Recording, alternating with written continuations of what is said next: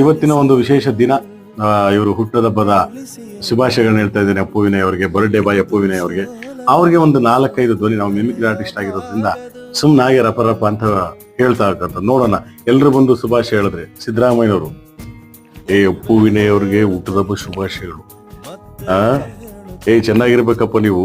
ಈ ಕಿರೀಟ ನಮ್ಗಲ್ಲ, ನಿಮ್ಗೆ. ಆಯ್ತಲ್ಲ, ನೋಡಲ್ಲ ಇಲ್ಲಿ ಯಡಿಯೂರಪ್ಪ ಬರ್ತಾರೆ ನೋಡ್ರಿ. ಬಂಧುಗಳೆಲ್ಲ ನಮಸ್ಕಾರ. ಇವತ್ತು ಯಾವುದೇ ಒಂದು ಸಂದರ್ಭದಲ್ಲೂ ಸ್ವಾಮಿ, ಈ ಒಂದು ನಮ್ಮ ವಿನಯ್ ಅವ್ರು ಏನಿದ್ದಾರೆ, 100 ಕಾಲ ಚೆನ್ನಾಗಿ ಬಾಳ್ಬೇಕು ಅಂತ ನಾನು ಮನಸ್ಪೂರ್ವಕವಾಗಿ ಅನಿಸ್ತಾ ಇದ್ದೀನಿ ಸ್ವಾಮಿ. ಚೆನ್ನಾಗಿರ್ಬೇಕು ನೀವು. ಕುಮಾರಣ್ಣವರು, ನೋಡಿ ಬ್ರದರ್, ಇವತ್ತು ಏನು ನಿಮ್ಮ ಒಂದು ಹುಟ್ಟಿದ ಹಬ್ಬ ಅಂತೇಳಿ ಇಂಥ ಒಂದು ಸಾಮಾಜಿಕ ಕೆಲಸಗಳನ್ನ ಮಾಡಿದ್ದೀರಿ. 4 ಜನಕ್ಕೆ ಊಟ ಹಾಕುವಂಥ ಕೆಲಸಗಳಿದೆಯಲ್ಲ, ಬಹಳ ಒಳ್ಳೆ ಕೆಲಸ ಮಾಡಿದ್ದೀರಿ.